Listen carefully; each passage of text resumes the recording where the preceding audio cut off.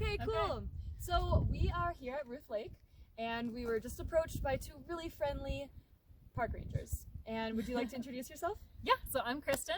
I'm from Colorado, and I've been a wilderness ranger this is my second year. I'm Lucas. I'm from Miami. I've also been a wilderness ranger for 2 years. This is my second year also. Okay. So you came to us and you told us, hey guys, you're about to go camping, but beware of Fires. The woods are very dry right now, more dry than normal, and we're telling people that they can only have a fire if they're in a developed campground, which means they have a metal ring, it's very secure, and they're not in danger of setting the woods on fire. Yeah, and if you actually kind of see behind us, all the trees are dead. So if we have a fire, there's a really good chance, even if it's a tiny, tiny little fire, there's a really good chance that the woods and the whole thing here goes up in flames. And that would even get over the ridge, and then that becomes a problem for everybody. And it affects the water quality. And actually this entire area, the whole watershed here, the Uintas, the Wasatch Front, this supplies 2/3 of the entire state of Utah's water.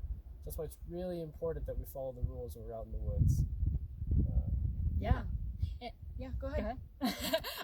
If a fire is caused by something other than humans, say for example lightning, that's the most common non-human cause of fires, we will usually let it burn. The fire crews will keep an eye on it, but they, if it's not endangering people, they won't put it out.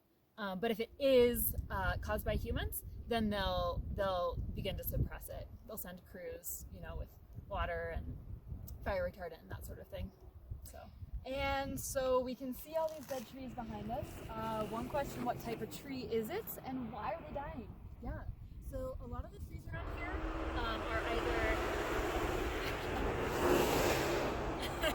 they're either lodgepole pine or Douglas fir. We also have some Engelmann spruce. You'll see that around. And do you want to talk about why they're dying? There's aspens at the lower elevations too. There's not much up here. They're dying because 15 years ago, there's this type of beetle that exclusively kind of eats and burrows into the trees. And essentially what happens is, by the beetle doing this, it kind of, in a way, strangles the tree, and the tree tries to push it out. And normally, it's not as severe as you see here, but because of climate change, the beetles didn't get killed off by the frost the way they were supposed to 10, 15 years ago, which is why it's so widespread here, why there's so many of them that are dead full, just standing. And as a result of that, that's why they're all here behind us, and they're kind of increasing this fire danger, which is why, again, we're trying to reiterate why it's so important to take good precautions when you're out in the woods. Yeah, so fires can be bad, is what I understand, but I heard they can also be a good thing. Can you tell me more about that? Yeah, so there's some trees. A really good example is the sequoia, giant sequoia. You'll find those in California. And those thrive with fire. Fire helps their seed pods open. And it also... Which is called, this is a new vocabulary term for everyone, serotinous? Yes. A serotinous cone. Oh, I'm so impressed. So impressed. Yes, they're serotinous. And fire also gets rid of all of the underbrush that might prevent a young seed, a young tree from really getting all the resources it needs to become bigger. So the fire sweeps through, it changes the chemical landscape and allows the new pine cone to grow. Exactly. Into a tree. Yeah.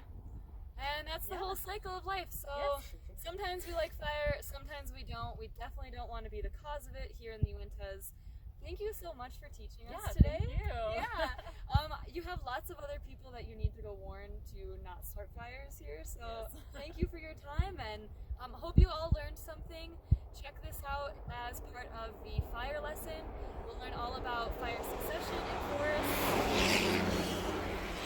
chemical reactions of fires, and trying to think what else is in that lesson. Lots of other fun things. So check it out. Awesome. Well, thank you so much. Yeah, you're welcome.